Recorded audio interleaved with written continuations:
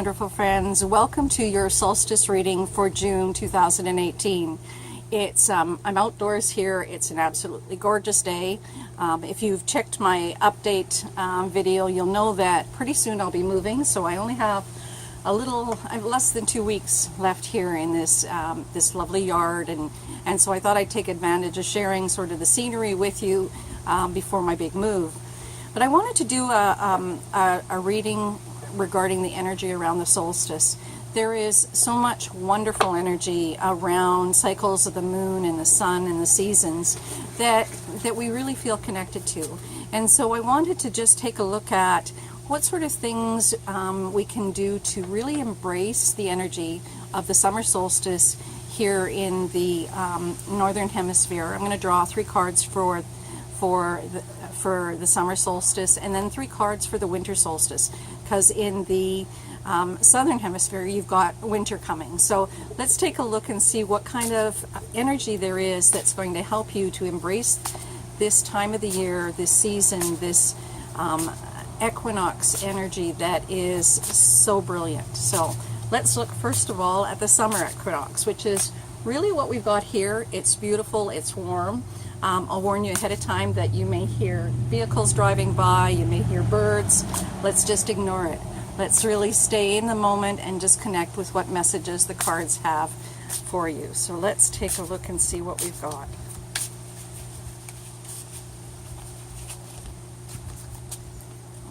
Okay.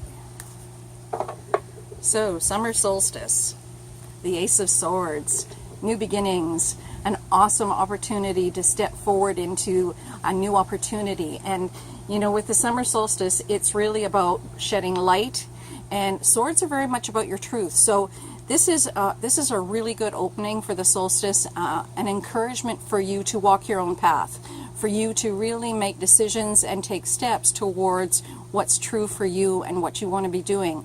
You know, with the summer comes all kinds of extra light, warmth, and energy, and so it's about embracing that. She's carrying her torch, and just think of that as this bright sun that's there to help energize you and give you the ability to see what steps you need to take and what would be good for you. Sometimes we get stuck, or we get frozen in a place where it looks like there's so much to do we can't make a decision, and the Ace of Swords is there to tell you it's one step at a time. So embrace that and step forward. So let's see what else we got.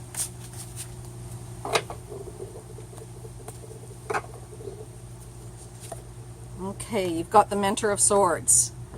So the Mentor of Swords, he's a pretty dynamic, woodsy kind of character, but the Mentor is very much about wisdom. It's about advice. It's about counsel. And he's in nature, and you can see he's sort of standing with the sword, and he's holding his hand like this. And so I really think that this invitation is for you to stop doing the things that are keeping you so busy and listen to your own wisdom. Spend some time in nature. Maybe it's time for a holiday. Maybe it's time for you to reconnect with the things that really bring you joy. And I think that's how the Ace of Swords connects with the Mentor. So really a good time for unraveling things that have been sort of clouded in your mind and your thoughts, and an opportunity to take your own advice, take your own wisdom, and believe you can do it. The Swords is very much about truth, and you need to believe in yourself. And I think that this summer solstice energy is a great time for you to start doing that. So let's see, I'll get one more card for the summer solstice.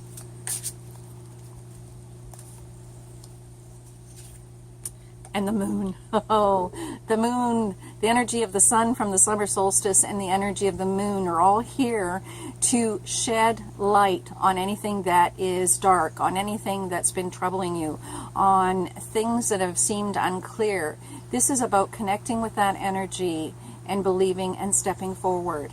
I really get a sense that this is going to be a dynamic time where there is an opportunity to really embrace new beginnings, new opportunities. I know that's going to be the case for me. I'm moving. I'm going to be in a brand new location. I've had to downsize and let go of things that really don't have the same meaning they may once have had. Certainly declutter, so there's a real lightness there, which allows you to have more energy. So I hope that you can take this opportunity of the summer solstice and really forge forward on a path that brings you joy. So let's take a look now for those of you that are in the Northern Hemisphere, and you've got winter.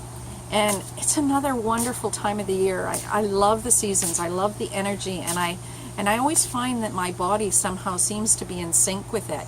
And I know for me, for winter, I love the quiet, the cool, the darkness that comes a bit earlier so that I can rest. I think maybe I was a bear in a past life, and that whole hibernating thing really goes well for me in the winter. But it's also a good time to do creative things because you're not busy with all the other things that you might have been doing previously. It's after fall, and it's time for you to sort of give yourself a chance to regroup. So let's see what cards we've got for the winter solstice.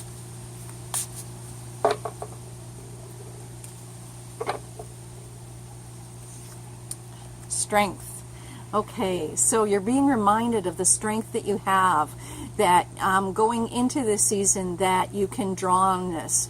The dragon is a beautiful spirit animal that really speaks of honor and integrity, and you can see he's lifting right out of the water. And so this is about taking time to connect with your inner strength and recognizing that you do have this, that you can get through the challenges you may be facing, and that you have this this spirit guide close to you, watching over you and able to help you find your way.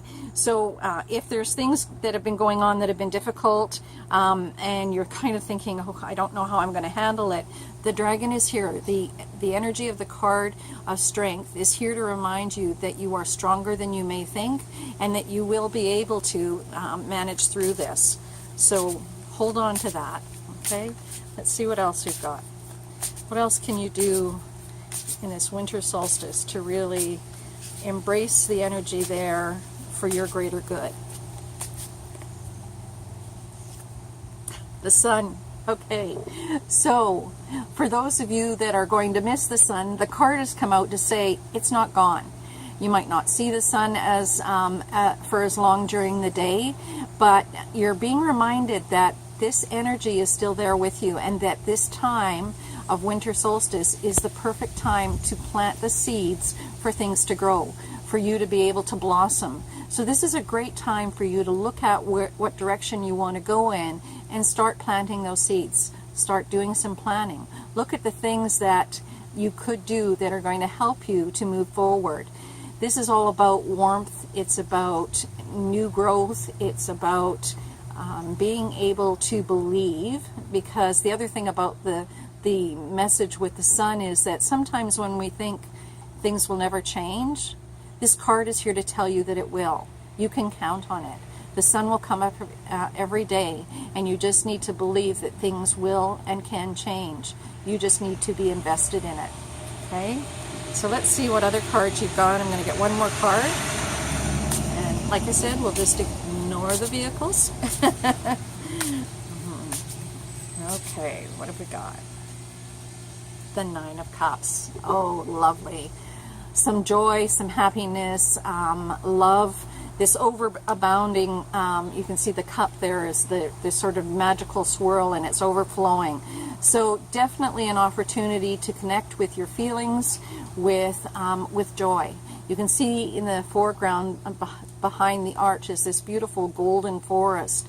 And so there's really some awesome energy there for you to connect with joy and love.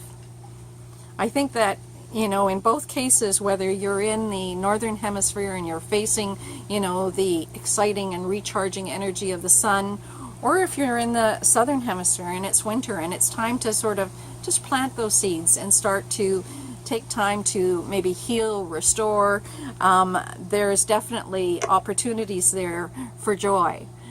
I hope you have a wonderful solstice. Take gentle care of yourself, and I look forward to connecting with you again real soon. Bye-bye for now.